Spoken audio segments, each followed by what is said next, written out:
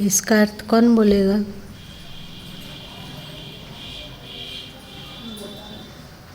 बताओ।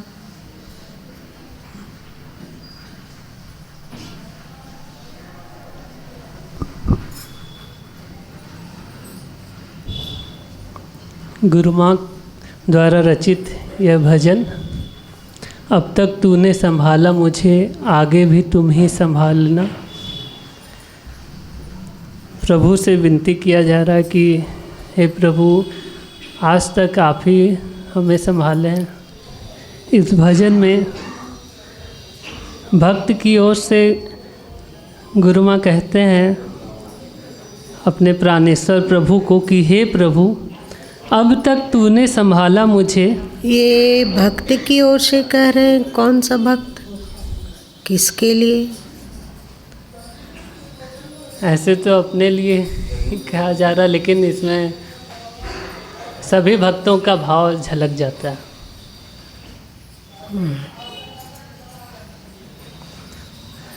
ये कल्पना करो कि कब लिखा गया होगा अथवा लिखाया।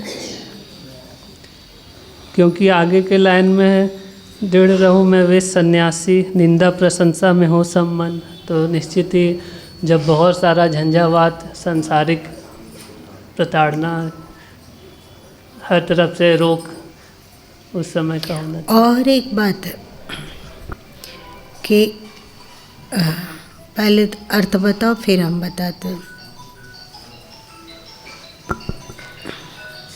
पतित पावन तम हटा के हे मालिक मुझे उबारना। जो भी तम है, हे पतित पावन, हे प्रभु आप पतित पावन कहलाते हैं। आप तम हटा दीजिए और हे प्रभु मुझे उबार लीजिए। तम मतलब जो प्रभु से दूर ले जाए ऐसा गुण। अगर डगमगाए कदम, नाथ आके लेना वेग थाम। अगर कदम चलते चलते, क्योंकि हम लोग बच्चे हैं और हमारे कदम छोटे हैं, अभी चलना नहीं आता है, तो हो सकता है कि डगमगाहट आ जाए। ऐसे में प्रभु भूल नहीं जाना और आके मुझे थाम लेना।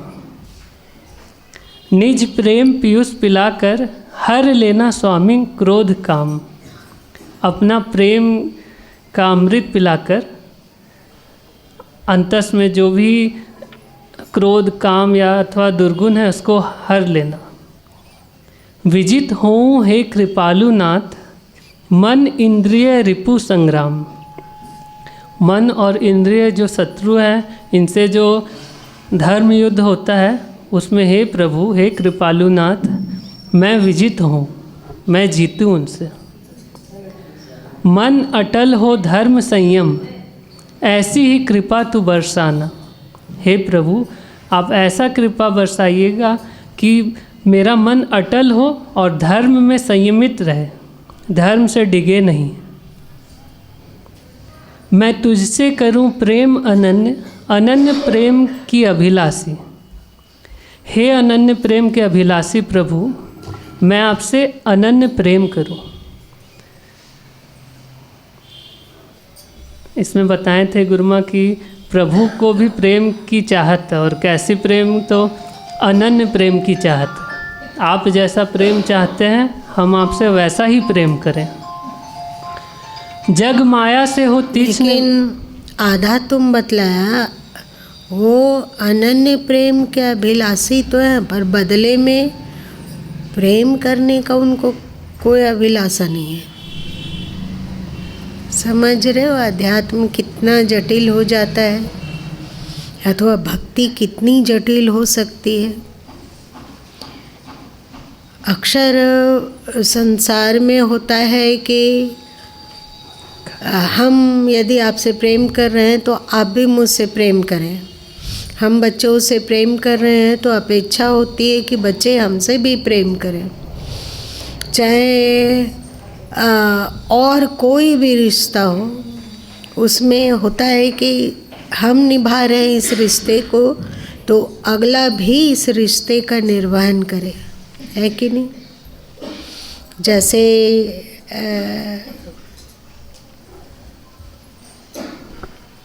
यहाँ पर सास बने हुए 1-2 जन तो होंगे, 4 जन हैं। ये भी सीक्रेट है। तो अक्सर सासू माँ लोग को आग्रह होता है, इच्छा होती है कि बहुएं उसका सम्मान करें, होता है। और ये भी होता है कि बहुएं उससे प्रेम करें। पर किस सास के मन में ये भावना जागी होगी कि जैसे हमको लगता है कि बहू हमसे प्रेम करे, हमारा रिस्पेक्ट करे, हो सकता है कि बहू की भी इच्छा होती होगी कि सासू माँ हमसे प्रेम करे और हमारा सम्मान करे। नहीं होता हो? बहू लोग की तरफ से सोचो कि बहू को ऐसा होता होगा कि नहीं। लेकिन दुनिया में ऐसी सासों का बहुत कम प्रतिशत होगा जो इस बात को स्वीकार कर पाते होंगे कि जैसे हम बहू से सम्मान चाहते हैं, अपनापन चाहते हैं, प्रेम चाहते हैं, वैसे ही बहू भी हमसे चाहती होगी। इसको सोचने वाले कितने प्रतिशत बहू होंगे? सबका मन होता है कि बस बहू हमसे प्रेम करे, हमारा सम्मान करे, हम जो कहते हैं उसको सुने, माने। पर बहू की अपेक्षा को सास नहीं जानती है, वो एक तरफा प्रेम चाहती है। ठीक है सासू माताओं? अगर ऐसा नहीं हो तो बताओ हमें, क्योंकि दूर से गुरु माँ देखते हैं जो उसको सीखते हैं। जैसे छोटा छोटा बच्चा लोग सीखता है, सतत सीखता रहता है, वैसे ही गुरु माँ आप लोगों को देखकर बहुत कुछ सीखते हैं। ऐसा होता है कि नहीं? तो भगवान भी ना बिल्कुल सासू माँ जैसी है, उसको तो अनन्य प्रेम चाहिए, पर वे कभी नहीं सोच पाते हैं कि भक्त की भी अपेक्षा होती होगी कि भगवान उनसे प्रेम करे। नहीं होती होगी। पर भगवान को ये सब इन बातों से, इन इमोशनल फीलिंग से कोई लेना देना नहीं है। बस उनको तो चाहिए कि भक्त हमसे प्रेम करे, और वो भी ऐसा वैसा प्रेम नहीं, अनन्य प्रेम। समझ रहे हो? ये जैसे बहू लोग को सास को निभा पाना एक बहुत बड़ा चैलेंज है। अंदर अंदर में भले ही वो कुड़कुड़ करती रहती हो, पर ऊपर से एकदम बोलना है कि नहीं, आप जैसे भी उसकी बात को मानने की कोशिश की जाती है। रहते एक दिन होता है कि बहू लोग थोड़ी बागी हो जाती है। पर भक्त को बागी होने का भी अधिकार नहीं है। कैसा है ये? बागी होने का भी अधिकार नहीं। खैर जाने दो। फिर भी संसार में ऐसे बहुत सारे मूर्ख भक्त लोग मिल जाएंगे जो उनकी कसौटी में खरा उतरना चाहता है। मूर्ख क्यों?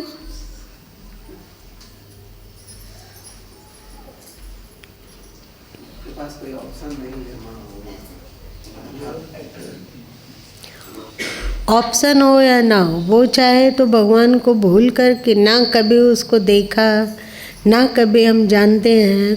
केवल ग्रंथों को पढ़कर और संतों से सुनकर कैसे प्रेम किया जाए, और प्रेम भी करो तो बदले में वो प्रेम वैसे वे भक्त वत्सल कहलाते हैं, पर उनका भक्त वत्सलता का जो स्वभाव है वो इक्का दुक्का प्रतिशत भक्तों के जीवन में घटित होता है। बाकी जो अजीब तरह का उनका जो कठोर सास वाला स्वभाव है 98% वो झलकता है।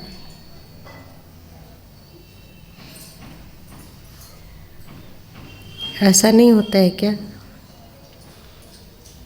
मेरे हमें हाँ मत मिलाओ, अपने सोच कर बताओ ऐसा होता है या नहीं होता है?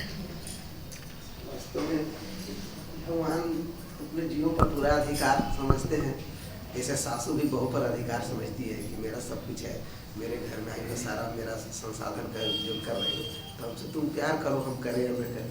भगवान का भी वैसा ही कुछ लगता है। ऐसे ही क्या उनसे प्रेम कर पाना सरल है?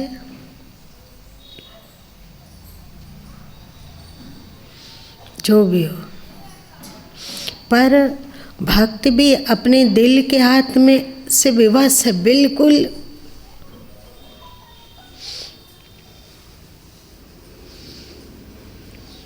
आज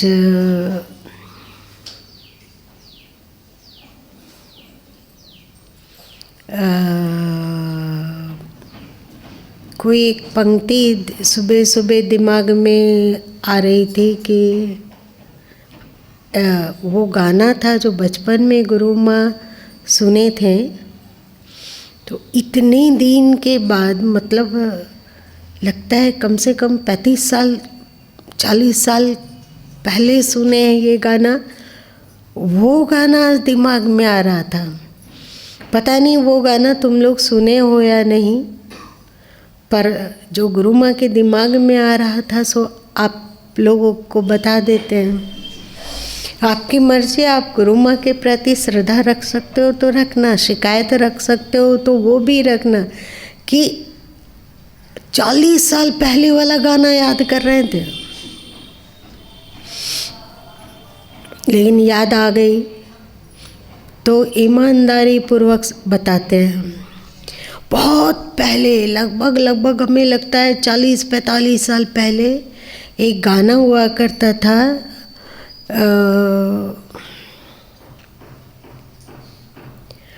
रूप तेरा ऐसा दर्पण में ना समय, मुझे खुशी मिली इतनी मेरे मन में ना समय। 2 ही लाइन, इसके आगे पीछे में कुछ भी नहीं है और मेरे दिमाग में कोई गाना नहीं आया, ये 2 लाइन आया और दिमाग में इतना घूमने लगा। जब थोड़ा सा फुर्सत मिल गया था, थोड़ा लिखने पढ़ने के बीच में, जो भी सुबह का कार्य करने के बीच में, थोड़ा बीच में फुर्सत मिलती है ना, जब आप अपने चादर को ठीक करते हो, चाहे और कोई कमरे के अंदर की सेवा कर रहे हो, तो उस समय मन को बिल्कुल फुर्सत रहती है। उस समय दिमाग में आ रहा था। इसका मतलब है कि भक्त भी अपने प्रेम और भक्ति के हाथ में बिल्कुल बेबस और लाचार होता है। सब कुछ जानते हुए भी, सब कुछ समझते हुए भी कि ऐसी बात नहीं है। हम लोग तो सोचते हैं कि भगवान की फीलिंग का कदर करें, वे अनन्य प्रेम के अभिलाषी हैं तो हम अनन्य प्रेम करें। उनको उनकी अभिलाषा है कि उनके जीव जितने हैं, मतलब उनके जितने मनुष्य हैं, वे उनकी आज्ञा पालन करें, क्योंकि सारा कुछ जो कुछ भी संसार में है वो ईश्वर का ही तो है। तो ये सब करने पर, मतलब भगवान से प्रेम करने पर अथवा भगवान की आज्ञा पालन करने पर मिलेगा क्या? मिल भी सकता है, नहीं भी मिल सकता है। 98% उम्मीद है कि तुम्हें कुछ नहीं मिलेगा। 2% उम्मीद है कि कुछ वो रिटर्न देगा। जैसे आप प्रेम कर रहे हो ऐसे वो भी प्रेम करेगा तो कुछ रिटर्न हो सकता है, पर 2%। फिर भी भक्त बेबस है उनसे प्रेम करने हेतु, कोई उपाय नहीं है। वो अपने दिल के हाथों हार चुका है। अपने अंतस को ईश्वर समर्पित कर चुका है। अब उनकी मर्जी, जैसा जो करने का है करो, मानना है मानो, तुम्हें प्रेम करना है तो करो या ना करो, सुनो या ना सुनो, तुम भक्तवत्सल हो, बनो या ना बनो, ये तुम्हारी मर्जी है। पर यहाँ तो प्रेम अथवा भक्ति होगी ही। जैसे माँ अपने बच्चों के प्रेम में लाचार थोड़ी होती है। ज़्यादातर माताएं ऐसी होती है कि उसके बच्चे उनका सम्मान करे या ना करे, उनके सुख दुख का खोज खबर ले या ना ले, फिर भी माएँ अपने बच्चों से प्रेम करती है। ऐसा होता है कि नहीं? तो वैसे तो कहा जाता है कि भक्त क्या पूरा ब्रह्मांड और पूरी सृष्टि में सबसे बड़े ईश्वर हैं। पर देखने में थोड़ा सा ठीक से विचार किया जाए तो ऐसा लगता है कि शायद भगवान से बड़े भक्त होते हैं।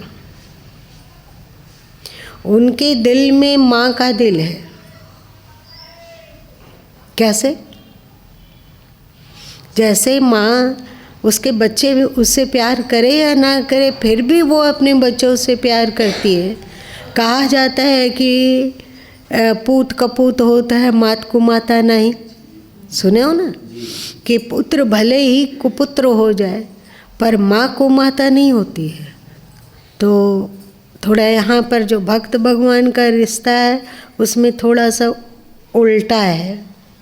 भगवान भले ही कठोर हो जाए, निर्दय हो जाए, बहरे हो जाए, कुछ ना सुनते हो, एक जरा सा उनमें भक्तवत्सलता ना आती हो, लेकिन क्योंकि भक्त का हृदय माँ का हृदय बन गया है, वो तो भगवान से प्रेम के बिना रह ही नहीं पाता है।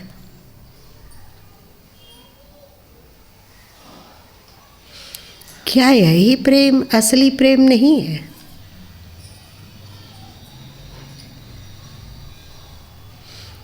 ये सौदा कितने लोग कर सकते हैं?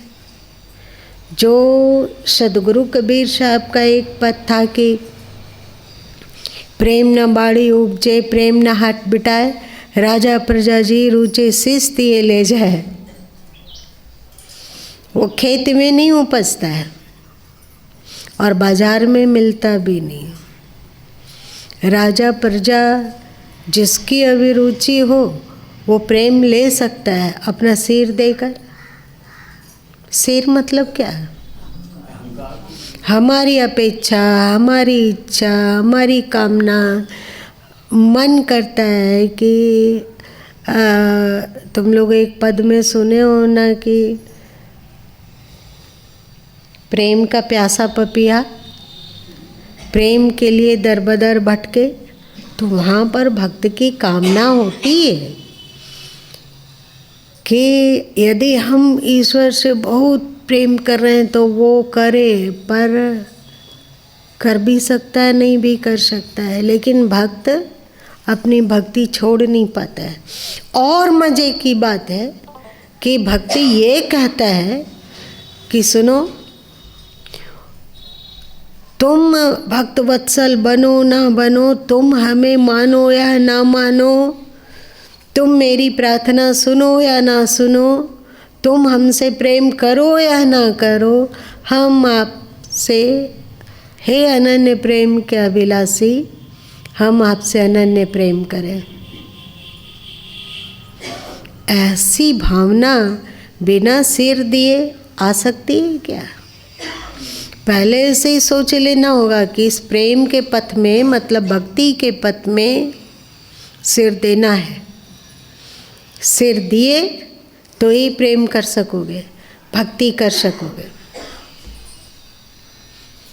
तो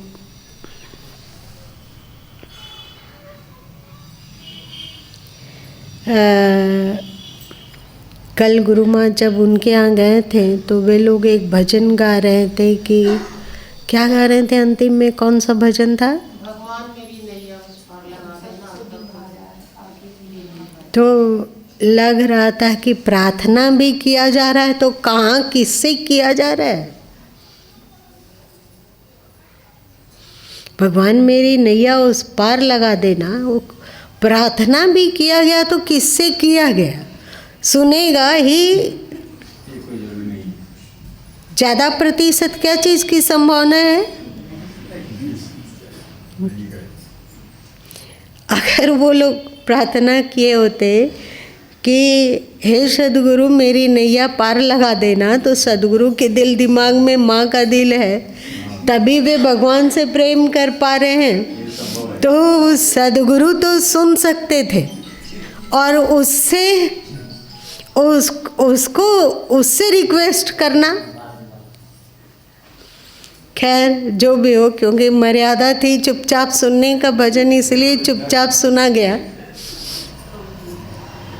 कितना भारी धोखा है भक्त लोग का, परंतु इस धोखा को भक्त एक्सेप्ट करता है, स्वीकार करता है। जानते हैं कि ये धोखा है, मिलेगा नहीं मिलेगा कुछ पता नहीं है, पर और मिले ही ऐसा भक्त लोग को आग्रह भी नहीं होता है। वो इसी में बहुत संतुष्ट है, बहुत तृप्त है कि उसके दिल में ईश्वर के प्रति प्रेम है, वो ईश्वर को चाहता है और ईश्वर के लिए उसके दिल में तड़प है, और ईश्वर को याद करके उसके अंतस में बहुत खुशी मिलती है। जैसे आज सुबह गाना घूम रहा था तो मुझे खुशी मिली इतनी कि मन में ना समाये था। ऐसा विचित्र ईश्वर, उससे प्रेम करने पर भी भक्त को इतनी खुशी मिलती है जो उसके अंदर में नहीं समाता है।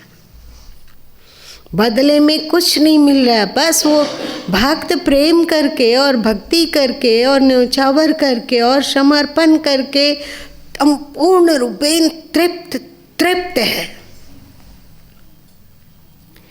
भक्त कभी यदि भगवान से प्रार्थना भी करता है तो कहता है कि भगवान सुनो, तुम मेरी दूसरी प्रार्थना सुनो या ना सुनो, पर इस बात को कृपा करके सुन लेना, क्योंकि अगर इस बात को नहीं सुनोगे तो सह नहीं पाया जाएगा, तो रुलाई आने लगेगी। वो क्या है बात? हाथ जोड़कर उनके पैर में गिर के गिड़गिड़ा के भिक्षुक बन के अपनी झोली फैला के यही प्रार्थना करता है कि हे प्रभु हम आपसे अनन्य प्रेम करें। ये प्रार्थना यदि भगवान नहीं सुनते हैं ना, तो भक्त लोग का तो बिल्कुल जान ही निकलने लगती है। पागल जैसा लगता है, पगलाया हुआ सा लगता है कि ये क्यों, ऐसा कैसे हो सकता है, ये नहीं हो सकता है।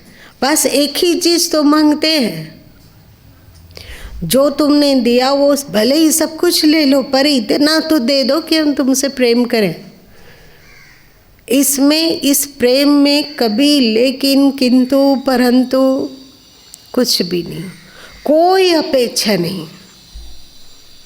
एक ही चाहत होती है भक्त की कि हे प्रभु हम आपसे बेइंतहा प्रेम करें, तुम्हारे लिए जिएं, तुम्हारे आज्ञा अनुसार कार्य करें, तुम्हारी खुशी के अनुरूप अपने जीवन को बना लें।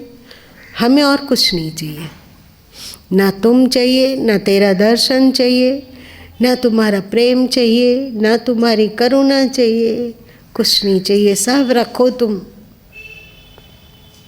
तुम्हारे स्वभाव से परिचित हो चुके हैं, जितना कुछ है सब तुम अपने पास रखो। एक चीज़ दे देना। कैसा गिड़गिड़ाया हुआ सा लगता होगा भक्त लोग को, सोचो। और जब जब भक्त को ये एहसास होता है कि वो दे भी सकता है, नहीं भी दे सकता है, प्रेम और चीज़ नहीं, वो भक्ति दे भी सकता है और नहीं भी दे सकता है, इतना सोचते के साथ ही भक्त के हृदय में बड़ी व्याकुलता आती है। लेकिन गुरु माँ इन सब बातों की चर्चा क्यों कर रहे हैं? यहाँ पर तो हम लोग ऐसे अभी उतने उच्च कोटि के तो भक्त नहीं बने कि व्याकुलता होने लगे। तुम प्रेम करते हो तो करो, नहीं करते हो तो मत करो, कोई बात नहीं, पर हम तुमसे प्रेम करें, बस यही भीख दे दो, यही एक चीज़ दे दो।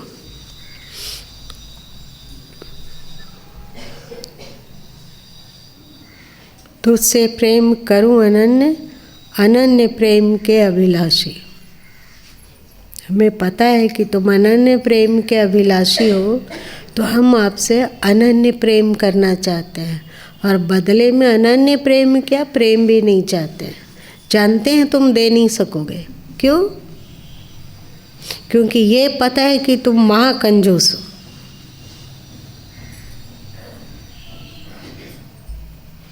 मेरी बात समझ में आ रही है कि कोई किसी पागल का प्रलाप लग रहा है?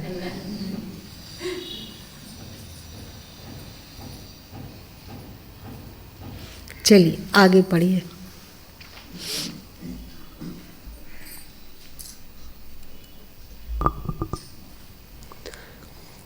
मैं तुझसे करूं प्रेम अनन्य, अनन्य प्रेम की अभिलाषी। हे अनन्य प्रेम के अभिलाषी भगवान, मैं तुझसे अनन्य प्रेम करूं। जग माया से हो। देख, धोखा खा गया तो दीपक। भगवान समझते हैं कि भक्ति वो बहुत चतुर है, पर भक्त कोई कम चतुर नहीं। आखिर तो उनसे प्रेम कर रहे हैं, वो उनसे जुड़े हुए हैं, तो वहाँ की चतुरता थोड़ी बहुत तो आएगी ना। अनन्य प्रेम के नहीं है, की है। देखो ठीक से जी। एक अक्षर बदल के पूरा रिजल्ट बदला गया। भी है कि तुम भी करो ऐसा। देखो, पढ़ो तुम, छुपा हुआ है ये। भक्त भी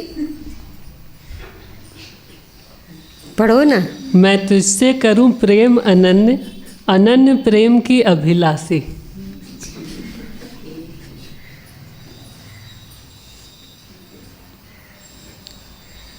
थोड़ा स्वार्थ है इसमें, पर यदि वे ना भी प्रेम करते हो तो भी भक्त कुछ नहीं कर सकता है।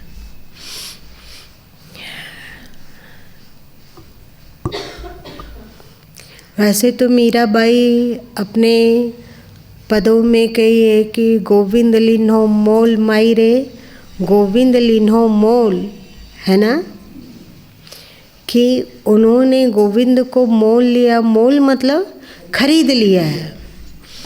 पर सब कोई इस पद को नहीं कह पाते हैं। हाँ, ये पद को कह पाते हैं कि हे प्रभु, हम आपके चरणों में, आपकी भक्ति में बिक गए हैं। 10 शिकवा शिकायत हो, पर तुमसे दूर नहीं हो सकते हैं, और तुमसे प्रेम किए बिना रह भी नहीं सकते हैं। जैसे माँ का अपने बच्चों से होता है, अभी बताए ना, वैसे ही भक्त का भगवान के प्रति होता है। भले ही प्रेम की अभिलाषा हो, लेकिन वह अभिलाषा पूरी हो तो भी, और नहीं पूरी हो तो भी वे भगवान से प्रेम करते ही हैं। आज के समय का क्या प्रचलन है कि अभी हम लोग भगवान के लिए, भगवान के आज्ञा अनुसार अपने जीवन को गढ़ने का एक पैसा भी नहीं करते हैं। कोशिश करते हैं क्या? फिर भी यदि हम लोग कुछ प्रार्थना करते हैं और वो प्रार्थना पूरी नहीं होती है, तो हम लोग क्या करते हैं? भगवान तुम रहो अपनी जगह में, हम रहेंगे अपनी जगह में। अब ना हमें सत्संग से लेना देना है, ना प्रेम से लेना देना है, ना भक्ति से लेना देना है। अब एकदम हम नास्तिक बन गए। जो व्यक्ति नास्तिक बन सकता है, इसका मतलब है कि वो कभी प्रेम, मतलब वो कभी भक्ति किया ही नहीं। ऐसा नहीं। तुम लोग को बोरिंग लगता है क्या? आप जब गुरु माँ यहाँ आए थे तो बोले थे कि अभी थोड़ा सा भक्ति की चर्चा करने का मन करता है।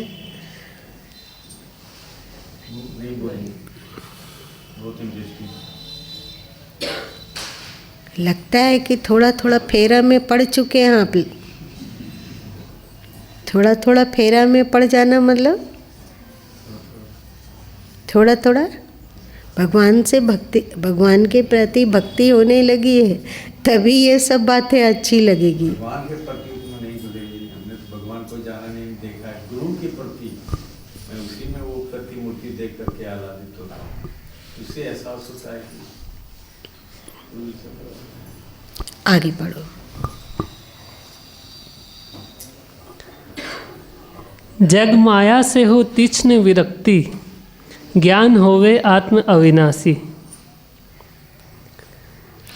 जब कोई भी व्यक्ति, जैसे गुरु माँ इसमें अपने मनोभावना लिखे हैं, तो कोई भी व्यक्ति यदि ईश्वर की ओर मुड़ता है तो एक तो बचपन का रहता है समय, है ना, तो लोग उसे बहुत डराते हैं। क्या कह के कि आज तुम्हें भक्ति का नशा हुआ है, तुम लोग नहीं जानते हो कि संसार कितना कठिन है, मन को वश में करना कितना कठिन है, इंद्रियों को वश में करना कितना कठिन है। कभी भी पैर फिसल सकता है, कभी भी उस आकर्षण में पड़ सकते हो, तो तुम कहीं के नहीं रह जाओगे। अध्यात्म अध्यात्म अध्यात्म कर रहे हो तो ना अध्यात्म के रहोगे, ना संसार में मुंह दिखाने लायक रहोगे। कितना डराया जाता है वो एक साधक ही जानता है।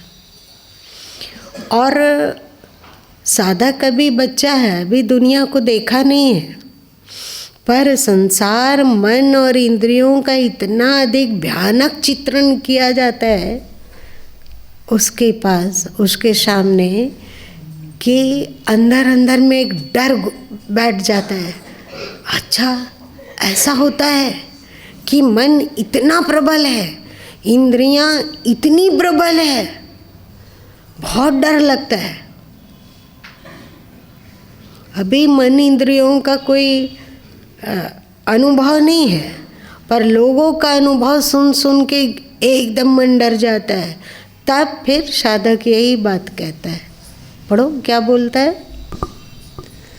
जग माया से हो तीक्ष्ण विरक्ति, ज्ञान होवे आत्म अविनाशी। जग माया से तीक्ष्ण विरक्ति हो और विजित हो मन इंद्रिय रिपु संग्राम। यही ना, कि यदि ऐसा होता है तो हे भगवान, मन और इंद्रियां जो कि शत्रुवत बने हुए हैं, इन लोगों के साथ युद्ध ठानना है, तो इतनी कृपा करना है कि इन पर विजय हो, मेरा विजय हो। मन और इंद्रियां हमें पछाड़ ना डाले, प्रत्युत हम मन और इंद्रियां की मनमानीपन को पछाड़ दें। इसलिए ऐसा पद साधक से बुलवाता है, मतलब बुलाता है। आगे पढ़ो। निंदा प्रशंसा में हो सम मन, दृढ़ रहूं मैं वे सन्यासी। तुमको लगता है कि कोई भी व्यक्ति का 100% लोग प्रशंसा ही करे? नहीं। दुनिया में ऐसा एक भी शख्स बता दो, एक भी, जिसका 100% लोग केवल प्रशंसा कर रहे हैं? नहीं, एकदम नहीं हो सकता है। तो यदि अगला ये बोला इसीलिए वो दुखी होकर बैठ गया, अगला कुछ और बोल दिया तो वो दुखी होकर बैठ गया। लोग ये नहीं समझते हैं कि एक सांस होती है, एक सांस से भी अगर अपेक्षा किया जाए कि वो हमारी केवल प्रशंसा ही करे तो किसी बहू की इच्छा पूरी होगी?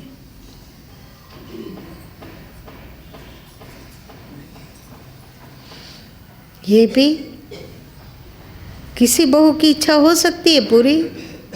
और यहाँ पूरा दुनिया के लोग सास बने बैठे हैं, मतलब आलोचना करने के लिए तैयार है।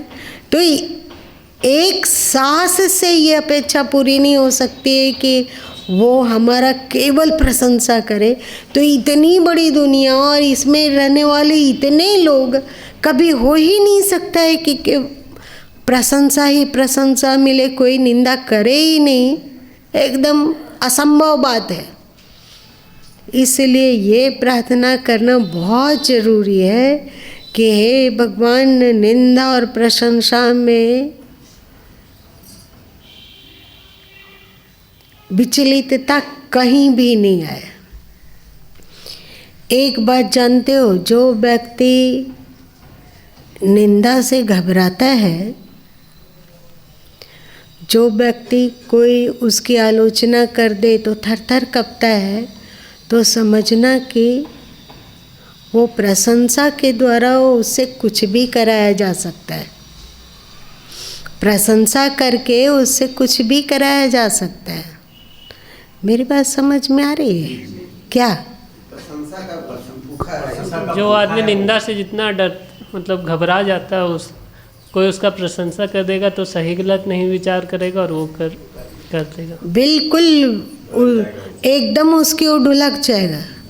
जो निंदा से बेपरवाह होता है, क्योंकि उसके अंदर में है, उसके दिमाग में ये धंसा हुआ है कि किसी के अच्छा या बुरा कहने से बने न कोई बुरा या मान, अपने कर्म से बने सब कुछ निश्चय कर ले मन नादान।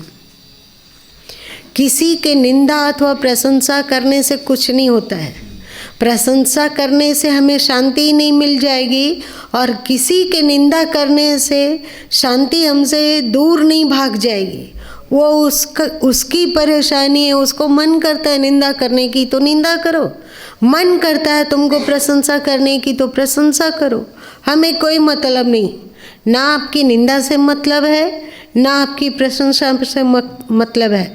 हम आपके प्रशंसा के चाकर नहीं हैं कि आप मेरी प्रशंसा करके हमसे कुछ भी काम करवा लोगे, ऐसा संभव नहीं है। और आप हमें मेरी निंदा करके हमें तोड़ दोगे, ये भी संभव नहीं है। क्योंकि हमें पता है कि जग से नहीं प्रभु से मतलब, प्रभु प्रेमी बंधु सच्चा, है ना पद में तुम लोग का, कि संसार की नज़रों में अच्छा बनने से कुछ नहीं होने वाला है। संसार की आंखों में धूल झोंका जा सकता है, क्योंकि नेता लोग झोंकते हैं कि नहीं, है ना। संसार की आंखों में धूल झोंका जा सकता है, और व्यक्ति गया बीता हो तो भी संसार की आंखों में भगवान बन सकता है। तो उससे क्या मतलब, संसार के लोग उसे भगवान माने पर उसके भीतर अशांति है, उसके भीतर खोट है, तो वो खोट से उसके अनुसार उसको लाभ मिलेगा कि इतने लाखों लोग उसकी प्रशंसा कर रहे हैं, इसके कारण उसकी सुपरगति हो जाएगी कुछ, हाँ। इसलिए संसार के निंदा प्रशंसा में बहुत ज़्यादा न विचलित होना चाहिए, न फूल के कुप्पा होना चाहिए। तुम्हारी मर्जी, तुमको जो करना है सो करो। हमारा लक्ष्य है, हम प्रयत्नशील हों कि हम गुरु गोविंद की नज़रों में सही रहें, और सबसे बड़ी बात कि हम अपनी आत्मा की आँखों में सही हों।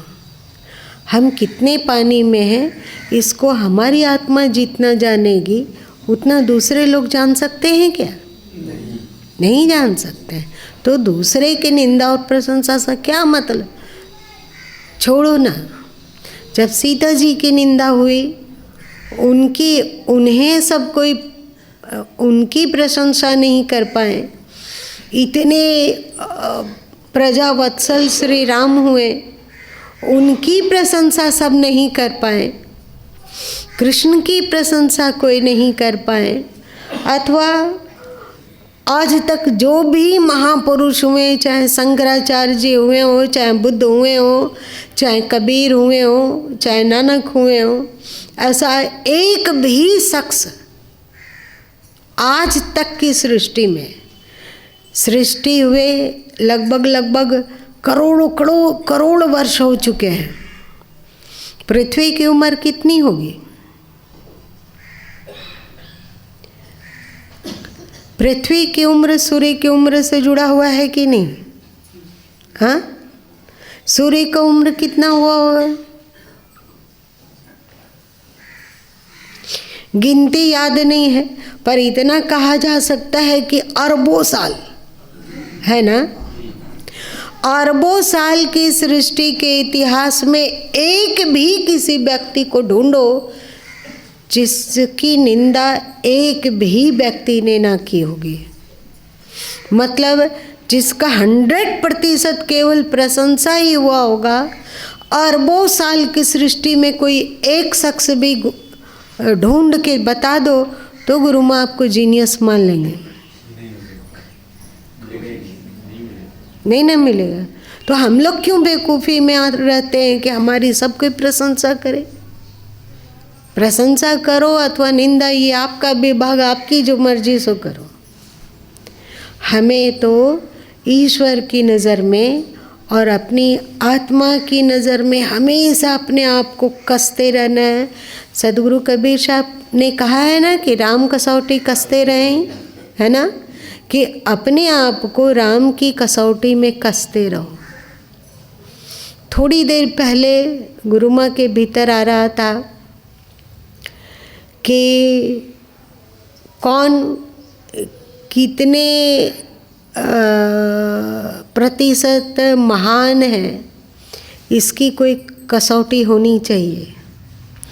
तो गुरु माँ ने सोचा कि इसकी कसौटी क्या हो, तो दिमाग में आया कि सबसे अच्छा है कि इसकी कसौटी गीता का 16वां अध्याय हो। 16वां अध्याय में श्री कृष्ण बतलाते हैं कि मात्र मनुष्य 2 तरह का होता है।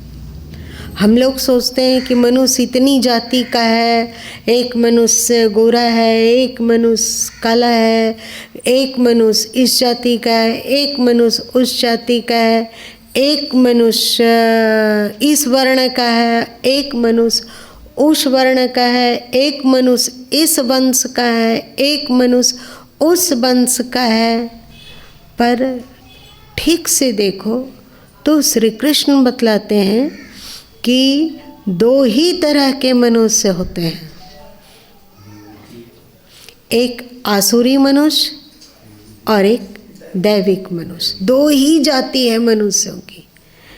एक के भीतर दोष दुर्गुण बहुत है और एक के भीतर दिव्य गुण, सात्विक गुण, ईश्वरीय गुण बहुत अधिक है। तो उसमें ईश्वरीय गुण की भी चर्चा है और आसुरी गुण की भी चर्चा है ना। गीता के 16वें अध्याय में आप कितने पानी में हैं, आप कितने प्रतिशत असुर हैं और कितने प्रतिशत देवता हैं, इसको आप अपना तुरंत तौल सकते हो 16वें अध्याय से। और आप दूसरे को भी तौल सकते हो कि वो कितना ज़्यादा असुर है और कितना ज़्यादा देवता है। एक बात है कि अक्सर ऐसा होता है कि व्यक्ति को अपना अवगुण दिखता नहीं है और दूसरे में अवगुण को ढूंढते रहता है ना। और जिसको जैसा चश्मा, जिसने जैसा चश्मा पहना हुआ है उसे सारी दुनिया वैसे ही नज़र आती है, होती है ना। एक बात सबसे आप आप निष्पक्ष होकर अनापेक्षा, गीता के 2 अध्याय में श्री कृष्ण ने कहा ना कि भक्त को पक्षपात से ऊपर उठना चाहिए, अनापेक्षा सूची दक्ष। तो आप बिना पक्षपात के अपने आप को गीता के 16वें अध्याय में कसो कि तुम्हारे में असुरता, राक्षसी वृत्ति कितनी है, राक्षसी गुण कितने हैं और दैविक गुण कितने हैं। उसके बाद अब आप अगले का विवेचन करो निष्पक्ष होकर कि उनमें दैविक वृत्ति कितनी है और आसुरी वृत्ति कितनी है। यदि आपसे ज़्यादा उनमें दैविक वृत्ति है तो आपको चाहिए कि आप उनकी निंदा ना करें। नहीं, हम लोग तो अपने आप को तौलते नहीं हैं, सीधे तौलने के लिए आतुर हो गए हैं किसी ज्ञानी का, किसी संत का, किसी महान आत्मा का, तो ईश्वर का। पहले अपने आप को तौल लो। आपसे ज़्यादा यदि उनमें दैविक वृत्ति है तो आप उनकी निंदा करने की अपेक्षा अपने आप की निंदा कीजिए, अपने आचरण की निंदा कीजिए और अपने आप को सुधारने की कोशिश कीजिए। वे आपसे ज़्यादा महान हैं, क्योंकि आपके जीवन में जितनी बेवकूफ़ी है उनके जीवन में अगर आपको बेवकूफ़ी दिख रही है तो हो सकता है कि बेवकूफ़ी हो, लेकिन आपसे ज़्यादा वो बुद्धिमान है, क्योंकि आपसे अधिक उनमें दैविक गुण है। यदि निंदा करने वाले लोग इस तराजू को अपने आप को तौलना नहीं जानते हैं, संत को तौलना नहीं जानते हैं, तो छोड़ दो ना, ये उनका जीवन हो, वो अपना जानेंगे। तुम अपना दिमाग क्यों अशांत कर रहे हो? निंदा और प्रशंसा में जब तक मन सम नहीं होगा तब तक व्यक्ति शांत नहीं हो सकता, तब तक व्यक्ति प्रसन्न नहीं होगा। अरे भाई, हम एक जिंदा इंसान हैं, हम लोग के पास भी बुद्धि है। ठीक है कि राम जी फिजिक्स के विद्वान हैं, चलेगा कि वो बहुत पढ़े लिखे हैं, बुद्धिमान हैं, पर ये पढ़ाई लिखाई वहाँ चलती नहीं है। आपके विद्वान हो जाने से अथवा आपने फिजिक्स, केमिस्ट्री, मैथ, बायोलॉजी और न मालूम क्या क्या चीज़ पढ़ लिया है, इससे आपको कोई एक पैसा शांति मिली क्या?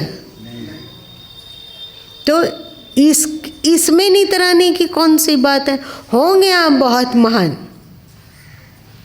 पर यदि कोई अपने चित्त को आपसे अधिक शांत रखने की कला जानता है तो आप उन्हें गुरु बना सकते हो, बना सकते हैं कि नहीं? आप वहाँ आलोचना की दृष्टि से उनको मत देखो। यदि आलोचना की दृष्टि से देखोगे तो उनको कुछ नहीं फर्क पड़ता है, वे तो एकदम शांति रहेंगे। बेमतलब आप आलोचना में डूब डूब कर अपना चित्त को अशांत कर लोगे और अपना संस्कार गिरा लोगे। ये उसकी समस्या है। आपको क्या करना है?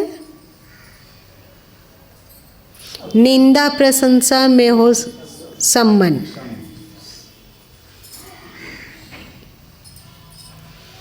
कौन क्या कर रहा है भाई? हम कोई, अब पहले के समय में तो केवल टीवी इत्यादि ही रिमोट से चलता था, लेकिन आज के समय में रिमोट चलता है, ये सब सुनना अच्छा लगता है। पर सोचो क्या हम लोग भी रिमोट से चलने लगेंगे कि दूर बैठा हुआ इंसान कोई रिमोट दबाया मतलब जरा सा निंदा कर दिया और अब इतना दूर बैठे हम लोग यहाँ रोने लग जाएं, हम लोग का चेहरा लटक जाए, उदास हो जाए। वो ऐसा बोल दिया, ऐसा बोलने वाला होता कौन है? अरे भाई बहुत कुछ होता है। वो अपना मुंह से बोल रहा है, आपके मुंह से तो बोल नहीं रहे, तो आपको सिर दर्द काहे हो रहा है? यदि आप रिमोट से चलने वाले व्यक्ति बनेंगे तो क्या आप कभी जिंदगी में प्रसन्न रह पाओगे, खुश रह पाओगे? और हम अपनी खुशी की चाबी दूसरे को क्यों थमा दें? बेवकूफ़ हैं क्या? ठीक है, पढ़े लिखे नहीं हैं, नहीं पढ़े लिखे हैं तो नहीं पढ़े लिखे हैं, लेकिन हम अपना ज़िंदगी और अपनी खुशी की चाबी रिमोट दूसरे के हाथ में तो बिल्कुल नहीं देंगे। आप लोग दोगे क्या? इसमें भी सीक्रेट है। देने का मन करता है क्या? नहीं, लेकिन ज़्यादा लोग दिए। तो उससे दूसरे लोगों से क्या, हमें अपने जीवन का उत्तरदायी हैं। हम अपने जीवन का लेखा जोखा ईश्वर के सामने रखेंगे, दूसरे के जीवन का नहीं। जो हम अपने जीवन में देखेंगे, हमसे जब पूछा जाएगा तो हम बताएंगे कि धरती पे गए, आपने गीता में ऐसा कहा, आपने बीजक में ऐसा कहा, उसे ईमानदारी से जीवन में लाने की कोशिश की।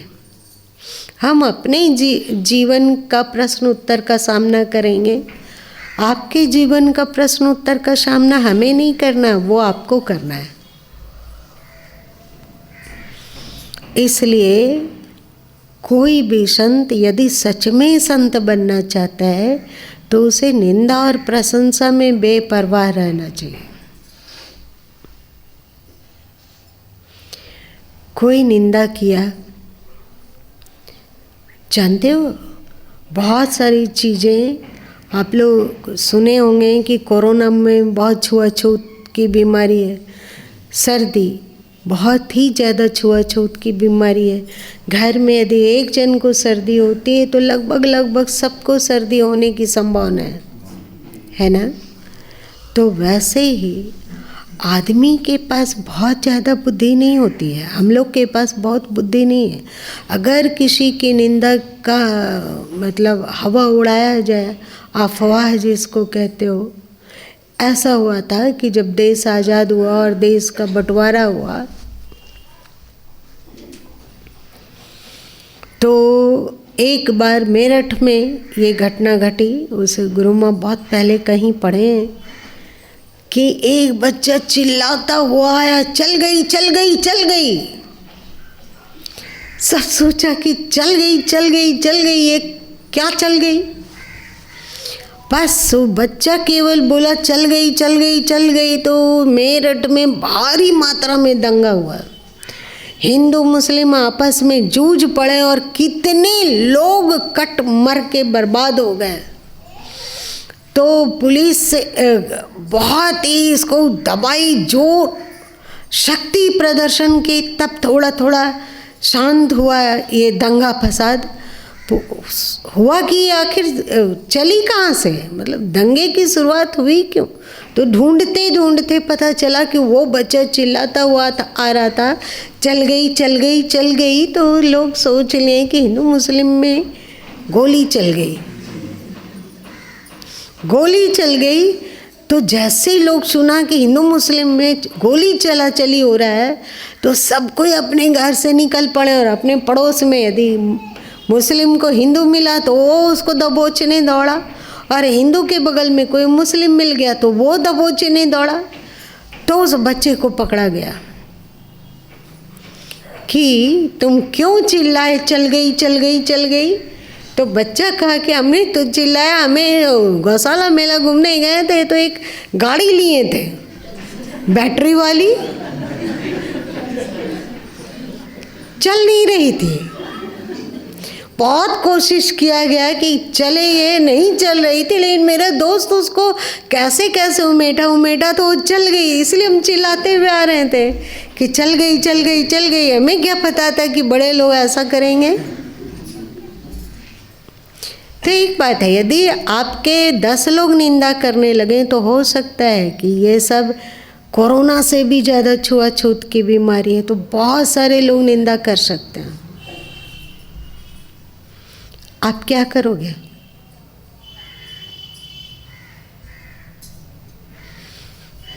क्या करोगे?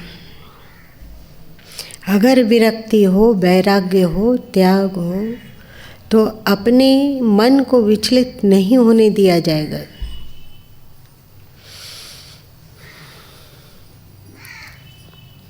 हम अपनी आत्मा की नज़र में, ईश्वर की नज़र में ठीक ठाक हैं तो चलेगा।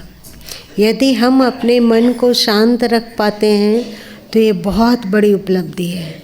संसार की ओर मत देखो, अपने मन की ओर देखो, है ना। और यदि लोग प्रशंसा करने लग जाएं, 8, 10, 15 आपकी प्रशंसा कर ले तो प्रशंसक की फौज जमा हो सकती है। यदि आप प्रशंसक में ढुलक गए मतलब आपको अच्छा लगने लगा कि वो मेरी प्रशंसा करता है, तो आप अगला आपको कुछ भी बोलेगा तो आप उसकी बात मानोगे, क्योंकि वो आपकी प्रशंसा करता है।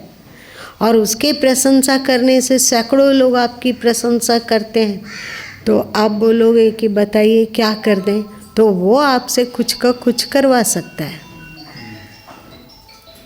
इसलिए साधक में प्रशंसा की भूख नहीं होनी चाहिए और निंदा से विचलितता नहीं होनी चाहिए। हम शांत हो, हम सुखी हों, और कोशिश करना चाहिए कि इस कबीर के वाणी में बानी मिलाकर कह सकें कि जो की त्यों धरी देनी चदरिया। हम अपनी समीक्षा स्वयं करें। हम कितने पानी में, हम स्वयं अपनी खोजबीन करें और दूसरे को सुधारने की अपेक्षा हम कोशिश करें कि हम अपने आप को सुधारें। अपने मन को ऐसा मन बना लें, ऐसी बुद्धि बना लें कि जिसमें कभी भी हमें रोने का अथवा दुखी होने का अथवा अशांत होने का क्या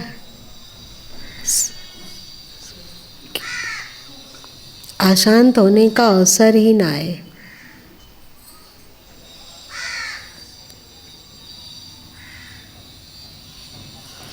इसलिए ऐसी प्रार्थना है। इस प्रार्थना का स्वर में हर साधक को अपना स्वर मिलाना चाहिए, है कि नहीं? और ये सब प्रार्थना स्वाभाविक ही होने लगती है और ये प्रार्थना स्वाभाविक ही हम लोग के जीवन में साकार होने लग जाता है जब हम लोग के अंतस में ईश्वर के प्रति प्रेम हो। इस बात को जब हम जान लेते हैं कि धरती की वस्तु और व्यक्ति से चाहे कितना भी प्रेम हो, पर या तो वो हमें छोड़ के चला जाता है अथवा हम उसे छोड़ के चले जाते हैं, है कि नहीं? संसार का कोई भी रिश्ता शाश्वत नहीं है। शाश्वत एक ही रिश्ता है, वो है ईश्वर और हम सबका, है कि नहीं? ईश्वर होगा सर्वसमर्थ, पर वो हमसे दूर नहीं जा सकता है। हमारे जीवन काल में भी ईश्वर साथ है और मृत्यु के उपरांत भी ईश्वर साथ रहेगा। इसलिए हम लोग को प्रार्थना करनी चाहिए कि हे प्रभु, आपके प्रति जो प्रेम है, भक्ति है, वो कभी न छूटे। और जब भक्ति रहेगी तो पक्का है कि समझ आएगी ही आएगी। समझ मतलब ज्ञान, वो ज्ञान जिससे कि हम सदैव मुस्कुराता रह सके, है ना, प्रसन्न रहे। तो कुल मिलाकर बात भक्ति में आ जाती है। और सद्गुरु कबीर साहब भी कहते हैं कि संतो सद्गुरु भक्ति यानी नारी एक प्रुक्त विजाया बूझो पंडित ज्ञानी। पान फोरी गंगे के निकली चौदिशी पानी पानी, तेही पानी दुई पर्वत बूढ़े दलिया लहर समानी। सद्गुरु भक्ति का प्रचार करते हैं क्योंकि एक भक्ति के आने पर हम लोगों के जीवन में भले ही 1000 समस्या हो, उस समस्या के बीच में भी हम शांत और प्रसन्न रह सकते हैं, है ना। इसलिए हम लोगों को प्रार्थना करनी चाहिए कि भगवान हमें भक्ति दे दीजिए।